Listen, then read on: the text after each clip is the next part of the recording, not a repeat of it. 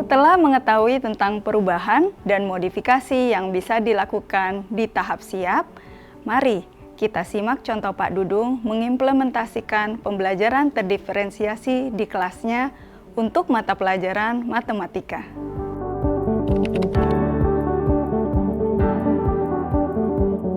Hari ini, Pak Dudung melakukan kegiatan mencongak di kelasnya.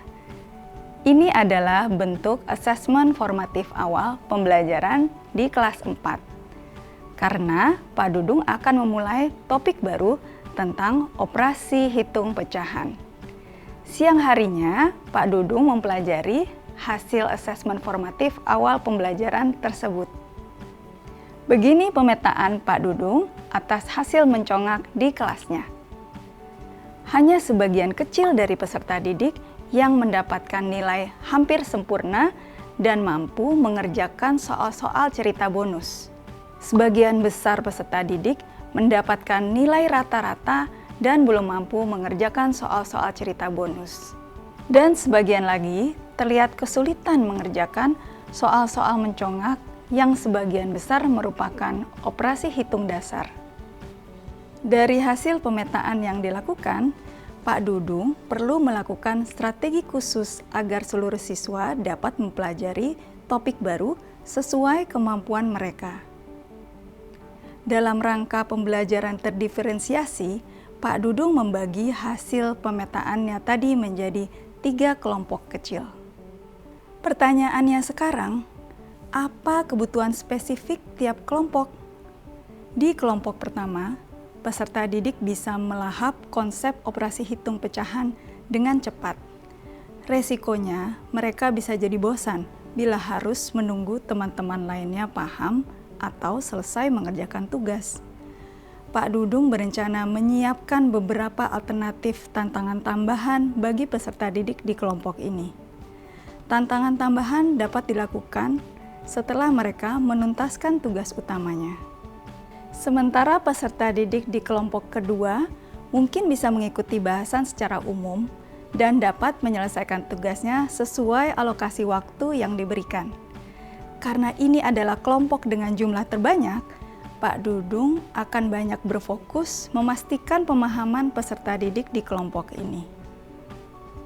Peserta didik dari kelompok pertama dapat diajak berkolaborasi untuk saling memeriksa pengerjaan tugas dan berdiskusi dengan teman-temannya di kelompok kedua ini.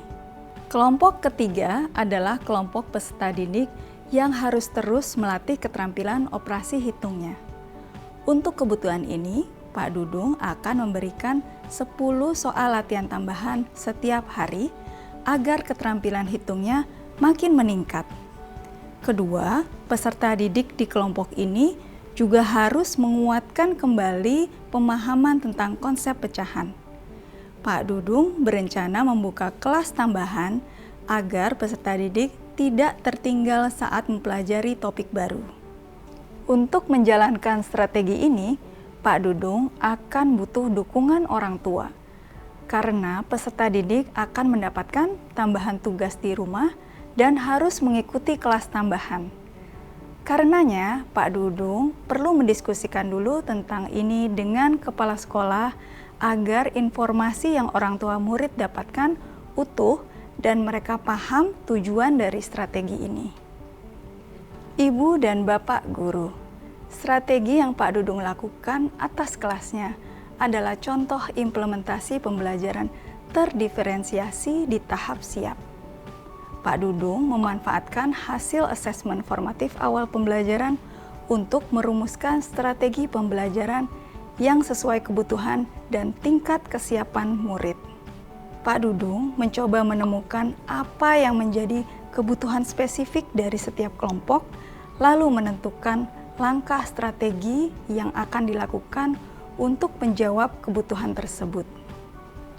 Tapi pengelompokan ini juga bisa bersifat dinamis, tergantung dari aktivitas pembelajaran di kelas.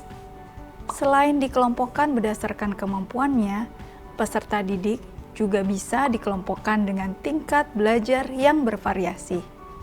Di sini, mereka bisa saling belajar dari teman sebayanya, atau membuat kelompok secara fleksibel atau acak dalam jangka waktu tertentu.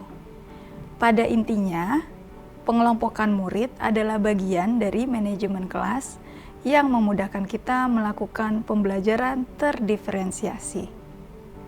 Lebih jelasnya, Ibu Bapak dapat mempelajari lagi pada video Ragam Strategi Manajemen Kelas. Sebagai guru matematika, Pak Dudung berusaha agar seluruh peserta didik dapat mencapai tujuan pembelajaran dan memastikan tidak ada peserta didik yang tertinggal atau merasa bosan.